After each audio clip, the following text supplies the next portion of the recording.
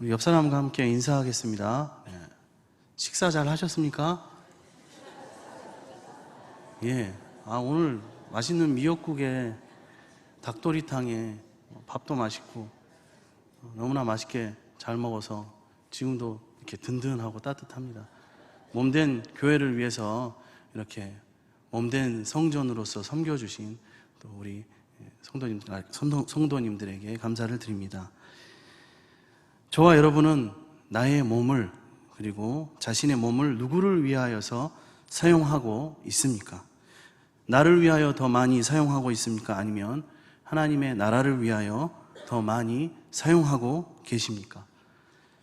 우리는 하나님이 보내신 성령의 전이 되어야 합니다.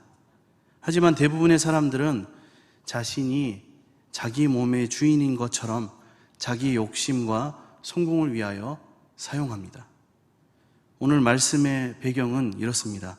당시 고린도에는 우상의 신전에서 일했던 여사제들이 제사를 드리러 온 남자들을 상대로 음행을 일삼는 것이 너무나 보편화되어 있었습니다.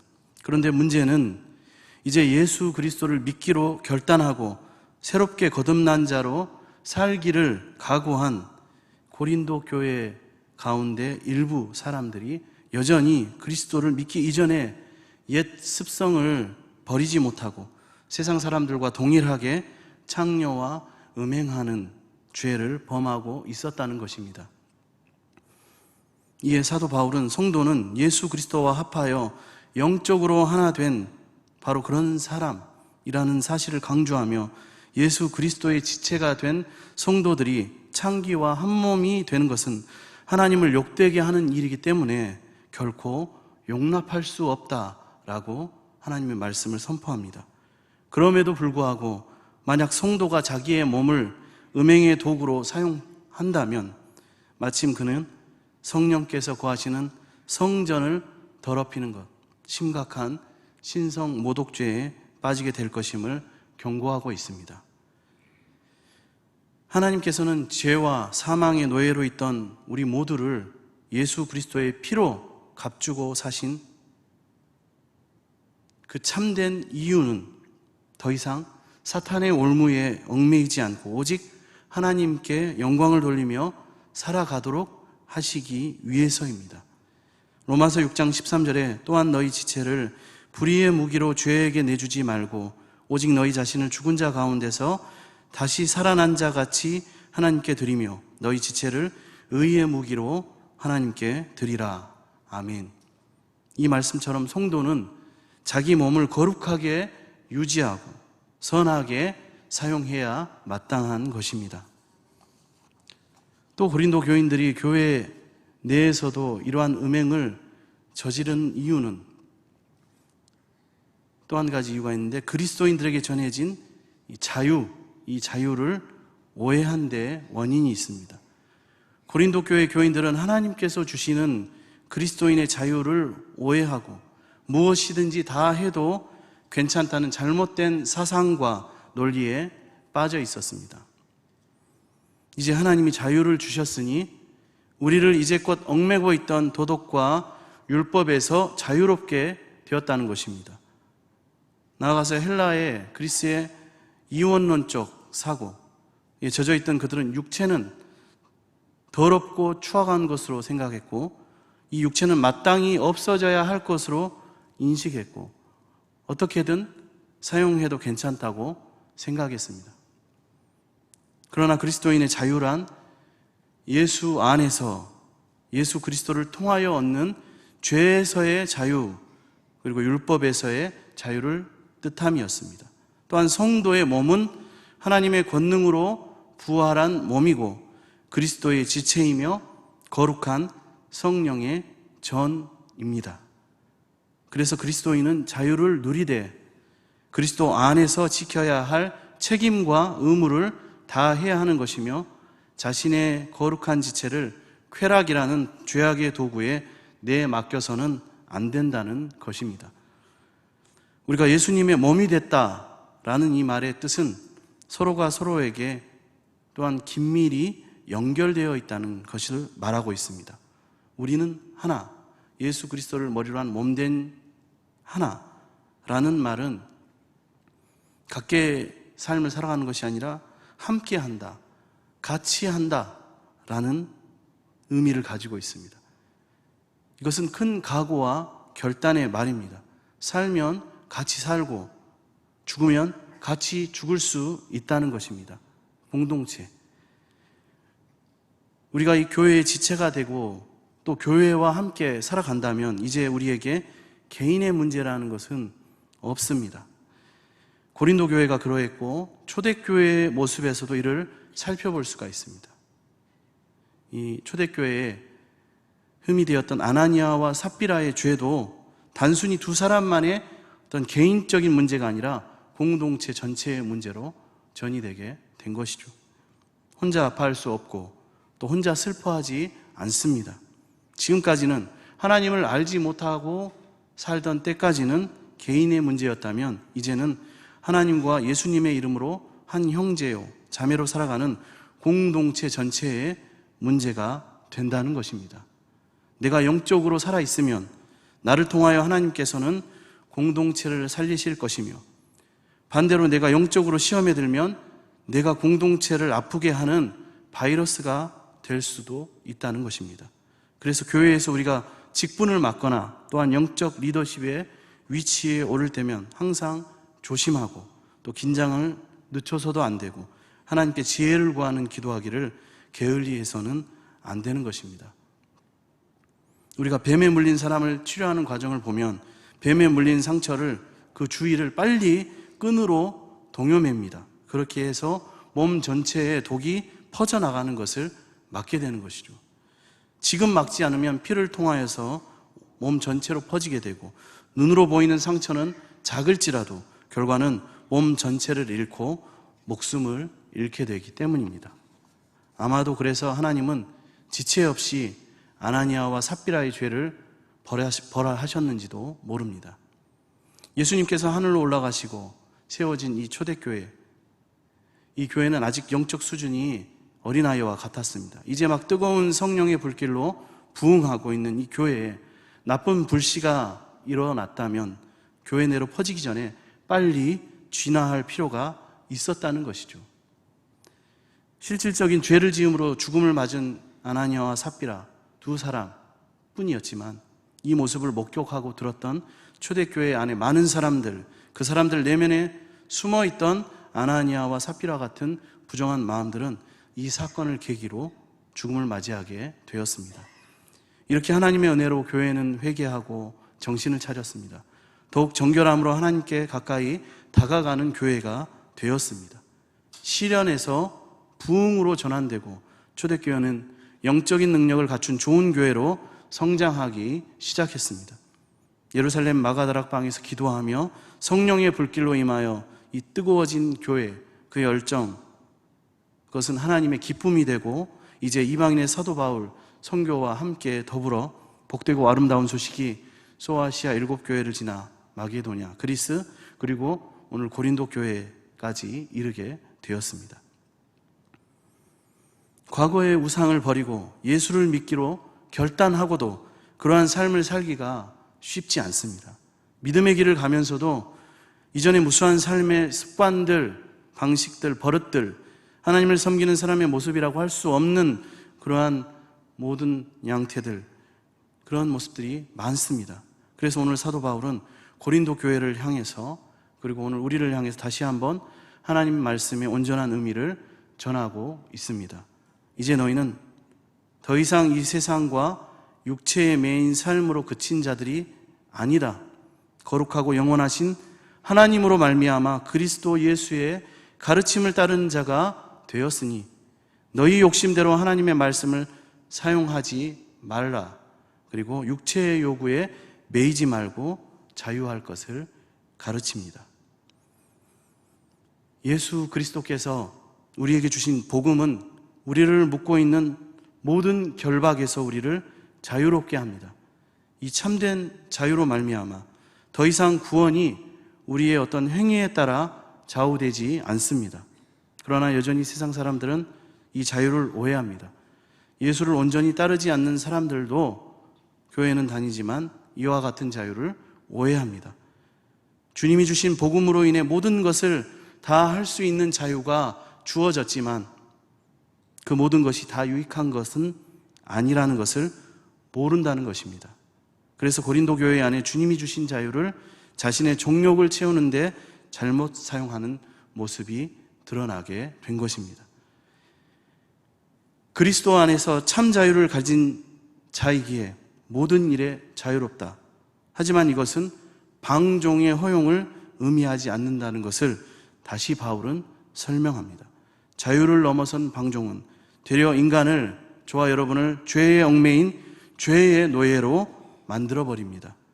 고린도 교회에서 성행했던 음행과 관련한 사건, 참 자유의 행사가 아니라 자신들을 죄의 얽매이는 행위였습니다. 그렇다면 지금 우리가 사는 이 세상은 어떠합니까? 동일하게 세상은 성적으로 문란하게 우리를 유혹합니다. 영적으로도 문란하게 우리를 유혹합니다. 죄가 아닌 듯 마치 음행을 인간의 당연한 즐거움의 권리인 것처럼 부추기고 죄로 인식하지 못하도록 만듭니다. 인터넷, 드라마, 영화 등 세상의 문화는 음행의 아름다운 사랑으로 포장하고 사람들이 자연스럽게 받아들이도록 만듭니다. 그래서 음행을 바라보는 시선이 너무나 많이 가벼워졌습니다. 어느새 사회의 윤리와 도덕마저도 이를 뒷받침하며 간통죄 폐지라는 법적 뒷받침조차도 벌써 제정된 지 4년이 넘어가고 있습니다. 그러나 바울은 이 음행을 단순히 하룻밤 즐기고 끝나는 정도의 가벼운 일로 보지 않았습니다. 음행하는 자들이 서로 한 몸이 되는 심각한 죄로 설명하고 있습니다. 초대교회는 살인과 음행을 동일한 죄로 보았습니다. 창녀와 합하면 창녀와 같아지고 주님과 합하면 주님과 한 영이 됩니다. 창녀와 합하는 자는 창녀가 받을 죄의 값을 받고 반대로 하나님께 합한 자는 하나님께 영광을 돌리고 거룩한 삶을 통해 하나님을 기쁘시게 합니다. 특히나 다른 죄들은 다 사람의 몸 밖에서 이루어지는 일이라면 음행은 자신의 몸에 죄를 범하는 행위이기 때문에 더 조심하고 주의하고 경고하라는 것입니다. 주님과 한 몸이 되며 남편과 아내가 한 몸이 되는 것과 동일한 일로 이 음행을 다루는 것입니다. 단순히 하나님 앞에서 죄를 범하는 것으로 그치는 것이 아닌 주님과 연합하여 한 몸을 이룬 자신의 몸에 죄를 범하는 행동이라는 것입니다. 그러니 간단히 경고하고 넘어갈 만한 문제가 아닙니다. 이 모습을 알게 된 바울은 그리스도의 복음이 주는 자유가 무엇인지 정확하게 선포합니다. 음행은 다른 것이 음행이 아닙니다. 당시 창기에게 몸을 내어주고 더럽히는 것이 육체의 음행이었다면 오늘날 우리가 하나님과 예수 그리스도가 아닌 세상의 몸을 맡기고 더럽히는 모습이 바로 음행입니다. 말로는 사랑하고 정말로 사랑한다고 속삭이며 한 이불 안에 잠을 자는 것 같지만 속으로는 다른 생각을 하는 것이 음행인 것처럼 교회에서 하나님을 예배하는, 하나님 앞에서 예배하는 우리 모두가 예배 가운데 다른 마음을 품는 것도 음행을 저지르는 것과 같습니다. 이방신만 섬기는 것이 음행입니까? 재미삼아 보는 점, 사주팔자, 젊은 사람들이 보는 타로, 이것도 음행이고 토정 비결도 음행이고 오늘의 운세도 음행입니다. 약속의 자녀로 살아가는 우리가 하나님 아닌 다른 것을 품고 그것의 여지를 내주고 생각하는 것이 바로 음행입니다. 우리는 하나님만 그리고 예수 그리스도만 바라보아야 합니다. 육체로 다른 죄를 짓지 아니함 같이 마음으로 다른 생각을 품지 않는 것이 바로 우리가 지켜야 할 그리스도인의 거룩한 삶입니다. 그리스도는 우리를 무엇에게도 얽매이지 않게 하십니다. 바울은 모든 것이 내게 가하나 다 유익한 것이 아니요 모든 것이 내게 가하나 내가 무엇에든지 얽매이지 아니하리라 라고 말합니다. 그리스도 안에서 우리는 모든 것을 할 수 있는 자유가 있습니다. 그러나 우리의 새로운 자유는 거기에 머물지 않습니다. 그리스도의 진리도 또한 하지 않을 자유를 의미하고 있습니다. 그리스도는 우리를 세상과 같이 소모시키고 노예와 같이 만들어 우리의 삶을 물질로 비교하게 하고 비인간화 시키는 가치관과 문화로부터 우리를 자유롭게 합니다. 그리스도는 우리 몸에 대한 생각을 바꾸십니다. 너희 몸은 너희가 하나님께로부터 받은 바 너희 가운데 계신 성령의 전인 줄 알지 못하느냐. 너희는 너희 자신의 것이 아니니라. 당시 고린도 사람들은 몸이라고 하는 것은 개개인의 소유이기 때문에 내 자신의 처분에 달린 것이고 정신과는 달리 소멸될 것이기 때문에 육체적 요구는 소비할 대상이었습니다. 그러나 그리스도의 부활은 몸에 대한 생각을 바꾸었습니다. 하나님은 그리스도를 다시 살리실 때 죄로 죽었던 성도들도 함께 일으키셨습니다. 에베소서 2장 1절에서 5절 말씀을 보면 그는 허물과 죄로 죽었던 너희를 살리셨도다. 그때 너희는 그 가운데서 행하여 이 세상 풍조를 따르고 공중의 권세 잡은 자를 따랐으니 곧 지금 불순종의 아들들 가운데서 역사하는 영이라. 전에는 우리도 다 그 가운데서 우리 육체의 욕심을 따라 지내며 육체와 마음에 원하는 것을 하여 다른 이들과 같이 본질상 진노의 자녀이었더니 긍휼이 풍성하신 하나님이 우리를 사랑하신 그 사랑을 인하여 허물로 죽은 우리를 그리스도와 함께 살리셨고 너희는 은혜로 구원을 받은 것이라. 아멘. 그리스도의 죽음을 통해 하나님은 우리의 몸을 사셨고 우리의 주인이 되셨습니다. 값으로 사셨습니다. 그리스도의 피의 값으로 우리를, 저와 여러분을 사셨다는 말씀입니다.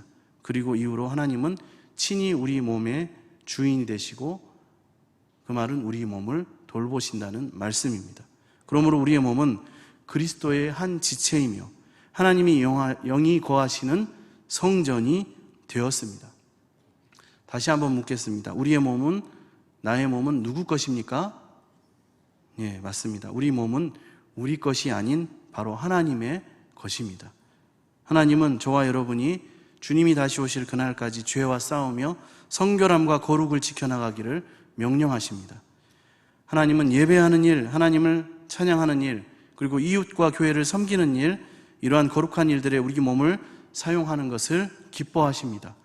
하나님은 우리에게 주신 건강과 허락하신 시간, 열정과 에너지, 이 모든 것을 하나님과 이웃을 위해 사용하여 하나님께만 영광 돌리기를 원하십니다. 하나님은 몸된 교회가 몸의 사명을 감당하기를 원하십니다.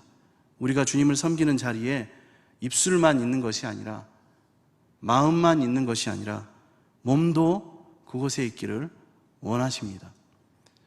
오늘 제가 교리 공부를 하러 왔다 갔다 하면서 또 식사를 하고 왔다 갔다 하면서 들어올 때 비가 오니까 우산을 비닐로 싸지 않습니까? 그런데 나가실 때는 그 비닐을 뜯어내는 곳에 다 버리고 가셔서 제가 그것을 쓰레기통에 3번 정도 집어넣었습니다. 모아서. 거룩한 몸인 우리가 하나님을 예배했고 나가면서 섬김을 유발하는 행동을 하기보다는 섬기는 행동을 하는 것이 하나님 앞에 기쁨이 된다고 저는 생각합니다. 아까도 처음에 말씀드렸지만 맛있는 우리가 식사를 한 것처럼 1년 동안 우리가 섬김을 유발하는, 설거지를 유발하고 식당 밥을 만드는 수고를 유발하는 섬김을 받았다면 내 구역에 한번 식사할 때는 최선을 다해서 그 시간을 빼서 한번 섬기는 것도 좋고 몸이 그곳에 있는 것도 좋고 내가 좋아하는 것만 하는 것보다는 나를 원하는 곳에, 내 자녀들이 교육부서에서 교육을 받았다면 나도 다른 성도의 자녀들을 교육하는 곳에 한번 내 몸을 드리는 것도 좋고, 또 오늘 총회를 하지 않았습니까? 새로운 일꾼이 뽑혔는데 임원들이 나를 잘 섬겨줬다면 또 한 해는 내가 섬기는 임원이 되는 것도 좋고, 구역장도 권찰도 마찬가지고 모든 부분에 있어서 우리는 섬김을 유발하기보다는 섬기는 그 자리에 우리의 몸이 있어지기를 원합니다. 하나님은 거룩한 성전인 우리 몸이 바로 그곳에 있기를 원하십니다. 기도하겠습니다. 사랑의 주님, 오늘 하나님의 영광과 합한 몸으로 사는 삶이 무엇인지 알려주시니 감사를 드립니다. 우리 몸이 내 것이 아니라 하나님의 것임을 알게 하신 주님, 이제부터는 나의 몸과 영과 전 존재가 하나님의 것임을 인정하고 나를 위해 사는 것이 아니라 하나님의 나라와 영광을 위해 살게 하옵소서. 감사드리며 예수님의 이름으로 기도드립니다. 아멘. 찬송가 288장 찬송하시겠습니다.